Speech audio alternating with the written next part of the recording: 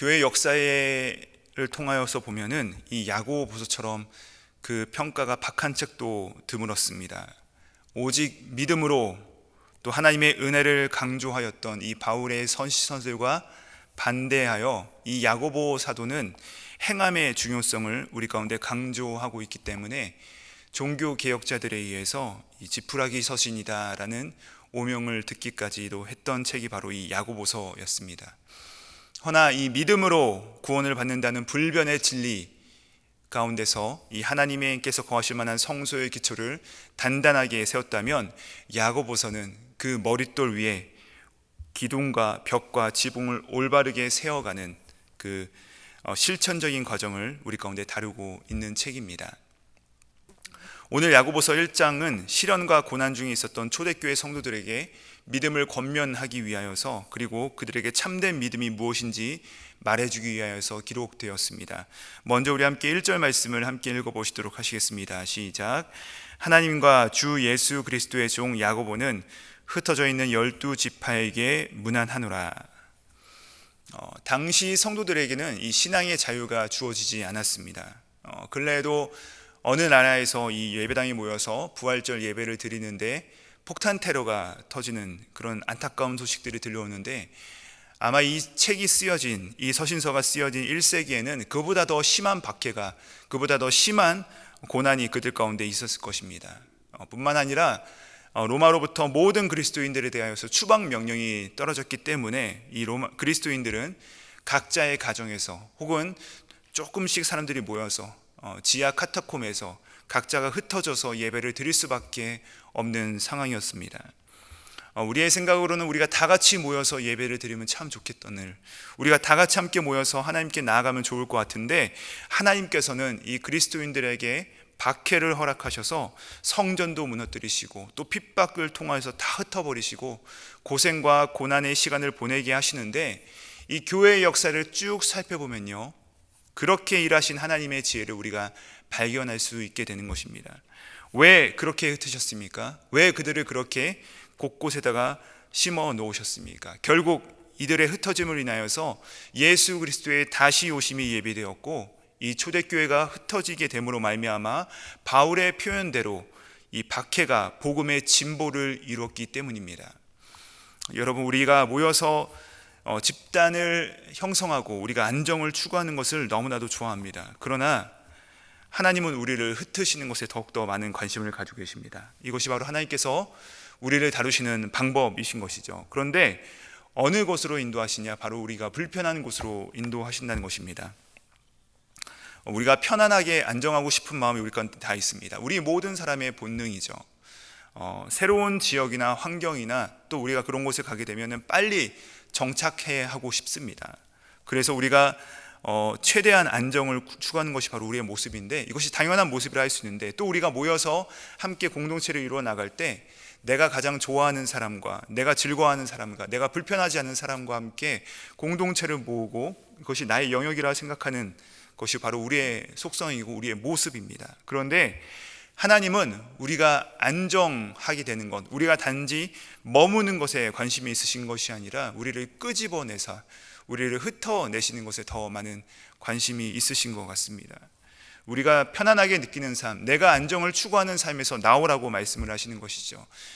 편안하고 이 정도면 내가 안정됐으니까 됐다, 이제는 좀 안정을 찾자, 서로 좀 아는 사람들끼리 우리가 좀 기쁘게 지내자, 재밌게 보내보자 라고 할 만한 상황인데, 하나님께서는 도무지 우리를 거기에 두시지 않으신다는 것입니다. 우리가 그런 상황에 있는 한 우리 하나님께서 우리 가운데 주신 사명을 다 완수할 수 없다는 것입니다. 그래서 우리를 자꾸 우리가 편하고 우리를 안주하려고 하는 상황 가운데서 끄집어내서 자리를 옮기곤 하시는 것입니다.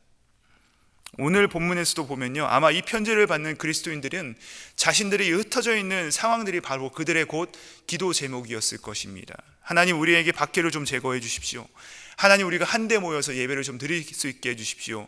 하나님, 우리에게 믿음과 신앙의 자유를 좀 허락하여 주십시오 라고 기도했을지도 모르겠습니다. 그러나 우리가 기억해야 될 것은, 하나님께서 허락하신 현재는 우리에게 주신 가장 좋은 때이며 선물이라는 것을 잊으시면 안 됩니다. 초대교회는 이들의 흩어짐으로 인하여서 순전한 믿음을 지킬 수 있었고, 이들의 흩어짐으로 인하여서 복음의 놀라운 진보를 이루어서 결국 그 믿음이 흘러 우리에게까지 이어진 것이 아니겠습니까? 우리 가운데 슬픔과 어려움의 이 코로나 시기를 지나서 이제는 우리의 몸이 회복되고 있습니다. 요즘 우리가 함께 모여서 예배하는 모습을 보면 얼마나 감격적인지 모릅니다. 얼마나 우리 마음 가운데 감사함이 샘솟는지 모릅니다. 또 오히려 우리 교회는 코로나 시기 가운데 많은 분들이 우리 교회 등록을 하셔가지고 참 교회가 건강하게 성장을 누리고 있습니다. 만약 우리 가운데 이 흩어짐에 대하여서 감내하는 고난의 시간이 없었다면 하나님 앞에 우리가 모여서 함께 드리는 예배, 이 예배가 얼마나 소중하고 이 형제 자매가 함께 모여서 손을 붙들고 함께 기도하는 이 예배가 당연한 것인지, 당연한 것처럼 마치 습관처럼 매주 모여서 당연히 드리는 예배이고 당연히 드리는 찬양이고 당연히 드리는 기도라고 우리가 생각할 수 있었을지도 모르겠습니다.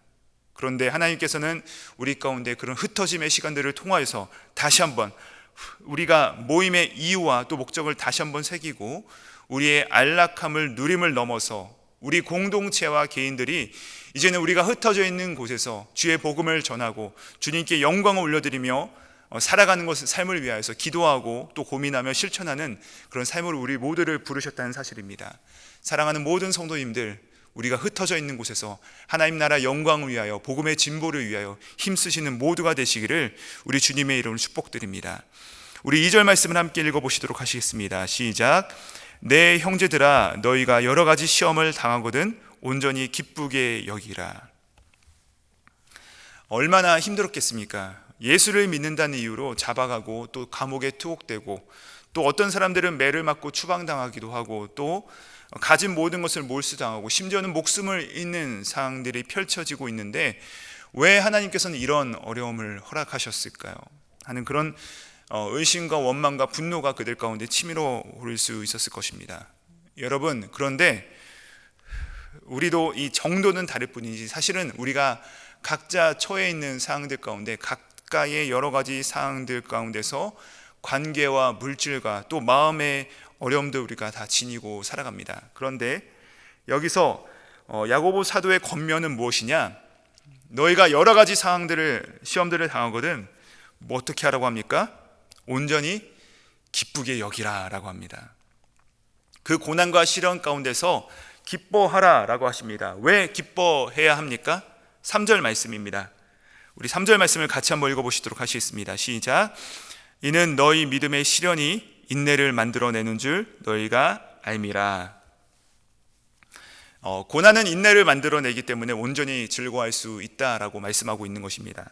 여러분, 우리 중 이 고난을 당하자마자 기뻐하는 일은 가능하지 않습니다. 이 고난 자체가 우리가 즐거워해야 할 아무런 이유를 우리 가운데 제시하지 않습니다. 고난은 신자나 불신자나 모두에게 동일하게 아무에게나 너무에게나 괴로운 것이고 아픈 것입니다. 왜 나에게 이런 시련이 있습니까? 왜 우리 가정이 이런 고통과 고난을 당해야 하는 것입니까? 그런데 이것이 시간이 지나고 나서 이 고통이 지나고 나서 우리가 그 고통의 터널을 통과하고 나서는 우리가 뒤돌아보면 우리가 해석할 수 있습니다. 그 고난을 통하여서 하나님께서는 결국에 우리의 영혼을 정결하게 하셨고 우리를 십자가로 더 가까이 초청하셨고 결국 그것을 통하여서 우리 영혼의 구원을 이루셨다는 것은 우리가 알게 되는 것입니다. 우리는 결코 고난을 겪는 분 앞에서 고난이 하나님의 선물입니다 라고 쉽게 얘기해서는 안 됩니다. 우리는 그분들과 동일한 고난을 겪어본 적이 없기 때문입니다. 그러나 그분들도 믿음 안에서 그 고난이 해석되어지는 날이 오게 될 것입니다. 또 그것을 채우려 하시고 그 모든 고난을 감내하신 분이 그분들과 함께 하십니다. 그렇기 때문에 그 고난이 통과하게 되면 우리는 하나님의 시선으로 우리의 고난을 바라보며 해석할 수 있게 됩니다. 자, 그렇게 되면 나타나는 열매가 무엇입니까? 인내입니다. 이 인내는 그냥 어떤 사람이 천성적으로 가지고 있는 어떠한 참을성을 이야기하는 것이 아닙니다. 여기서 말하고 있는 인내는 무엇입니까? 성령의 열매요, 또 그리스도인의 성품, 즉 신적 성품을 이야기하고 있는 것입니다. 그래서 바울은 이를 로마서에서 뭐라고 얘기하고 있습니까? 우리가 환난 중에서도 즐거워하는데 그 이유가 환난은 인내를, 인내는 연단을, 연단은 무엇을요? 소망을 이루는 줄 압니다. 여러분, 성경을 읽어보시면 만사가 잘 되고 또 어려움이 없었던 인물을 발견하기가 어렵습니다. 요셉도 그리하였고요, 또 모세도 그리하였고, 또 다윗도, 또 신약에 있어서는 예수님의 제자들과 또 바울 역시 모든 삶이, 그들의 삶이 이 시험의 연속이었습니다. 그런데 왜 성경은 그들을 축복받은 자라고 평가하고 있습니까? 시험을 고난으로 해석하지 않았기 때문입니다. 이 시험을 절망으로 받아들이지 않았기 때문입니다. 그들에게 시험은 이 하나님과 함께하는 시간이었고, 또 하나님께서 나에게 펼친 손길을 경험할 수 있는 시간이었노라고 고백할 수 있었기 때문에 이들은 고난을 소망으로 받을 수 있는 그런 믿음으로써 승리하는 것을 모두 다 경험했던 사람들이었다는 것이죠. 동일하게 우리가 살아가면서 어려움을 겪지 않습니까? 예수 그리스도를 믿기 때문에 어떤 때는 가족 중에서 또 친구들 중에서 따돌림을 당하기도 합니다. 또 예수님 때문에 이 세상의 방법이 아닌 이 정직을 택하다가 손해를 볼 때도 참으로 많습니다. 그러나 여러분, 우리가 예수 그리스도로 인하여서 만나게 되는 고난의 현장이 우리의 삶 가운데서 예수 그리스도를 닮아가는 통로요, 결국 저 영원한 소망을 향하여서 다름박질하게 하는 그런 체험이 있는 현장이 되시기를 우리 모두를 축복드립니다. 우리 함께 5절 말씀을 함께 읽어보시도록 하시겠습니다. 시작. 너희 중에 누구든지 지혜가 부족하거든 모든 사람에게 후히 주시고 꾸짖지 아니하시는 하나님께 구하라, 그리하면 주시리라. 여러분, 오늘 야고보 사도는 우리에게 하나님을 소개할 때 아주 독특한 표현을 씁니다. 뭐라고 말씀하고 있습니까? 후히 주시는 하나님. 이 후히 주신다라는 표현이 신약 성경에 한 번밖에 등장하지 않습니다. 근데 바로 여기에 등장하고 있죠. 하나님께서는 어떤 분이십니까? 우리는 나에게 아무리 풍족하게 있어도 다른 사람에게 조금이라도 떼어주는 것을 굉장히 아까워합니다. 또 그것을 본성적으로 우리가 괴로워하는 사람들이 바로 우리인데요. 근데 우리 하나님을 우리 가운데 말씀하실 때, 우리 하나님께서는 우리에게 주실 때 우리처럼 조그만 것 하나 줘도 아까워하는 그런 분이 아니라, 그분은 그분의 때와 그 시기가 차서 우리에게 베푸실 때는 후히 주시는 분, 가장 좋은 때 가장 좋은 것을 주시는 분이 바로 우리 아버지 하나님이시다라고 그가 말씀하고 있는 것입니다. 자, 그래서 그분 앞에 우리가 구할 때 어떻게 하신다고 합니까? 주시리라, 주신다라고 말씀하십니다. 이것은 여러분, 이때 우리가 기억해야 될 것이 있습니다. 이 좋은 아버지를 우리가 모시면서 살아갈 때 우리의 믿음이 타락하는 시점이 있습니다. 언제인지 아십니까? 바로 의심입니다. 하나님의 사람들을, 하나님의 성품을, 하나님의 능력을 우리가 의심하로 인하여서 하나님께서 원하시는 그 열매를 맺지 못하게 하는 것이 바로 이 사단의 전략이라는 것이에요. 그런데 우리는 가끔가다 이것을 놓칩니다. 그래서 어떻게 합니까? 이 하나님의 말씀을 듣고 또 묵상하고 또 하나님 방법대로 순종하면서 살아가는 것이 바로 참된 길인 줄 알면서도 그 방법을 놓치고 하나님의 말씀대로 살면 지는 것 같고 또 손해보는 것 같아서 저 세상의 방법대로, 저 세상의 모습대로 우리가 닮아가려고 얼마나 발부덩치는 일이 많은지 모릅니다. 그렇게 두 마음을 품고 살면 어떻게 됩니까? 7절 말씀입니다. 이런 사람은 무엇이든지 죽기 얻기를 생각하지 말라. 여러분, 그렇기 때문에 생각하고 기억하십시오. 의심과 기도는 결코 공존할 수 없습니다. 우리가 기도하면서도 의심하는 이유는 무엇입니까? 딱 한 가지입니다. 하나님을 못 믿는 것입니다. 내가 믿는 하나님이 세상을 지으신 분이시고 풍족한 분이시고 모든 문제를 해결할 수 있는 능력이 많으신 하나님이시라는 사실을 우리가 실제로 믿는다면 과연 우리 가운데 무엇이 두려울 수 있겠습니까? 우리가 이것을 믿고 기도하라고 우리 가운데 초청하고 있는 것입니다. 그것이 바로 초대교회 성도들의 믿음이었다는 것입니다. 목에 칼이 들어와도 너희가 나의 몸은 상할 수 있게 하지만 내 육신은 해할 수 있지만 내 영혼은 해할 수 없습니다. 여러분, 이것이 바로 우리에게 필요한, 우리에게 다시 한번 회복되는 은혜가 우리 모두에게 있기를 예수님의 이름으로 축복드립니다. 이 믿음이 있다면 우리는 다가오는 시험과 어려움에 있어서 매몰되지 않을 것입니다. 담대하게 이길 수 있을 것입니다. 기도하며 나아갈 때 주께서 우리 가운데 힘을 더하셔서 우리가 그 모든 시험을 승리하며 나아갈 수 있는 능력으로서 후히 주시는 그 하나님의 은혜를 우리 모두가 경험하게 되시기를 주님의 이름으로 축복드립니다. 그래야 해서 이것이 바로 우리 모두를 향한 하나님께서 주시는 권면이자 우리 모든 믿음의 선배들의 고백이었다는 것입니다. 오직 믿음으로 구하고 조금도 의심하지 말아라.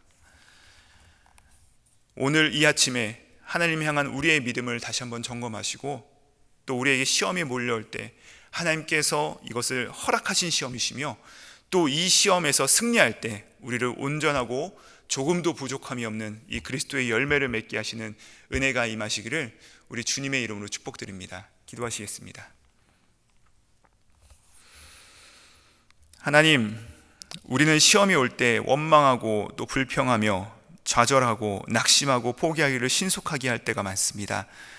그러나 오늘부터 시작되는 이 야고보 사도의 권면을 통하여 믿음의 시련이 우리를 망하게 하려는 하나님의 심판이 아니요 도리어 우리를 일으키시는 사랑의 손길임을 깨닫게 하심을 감사합니다.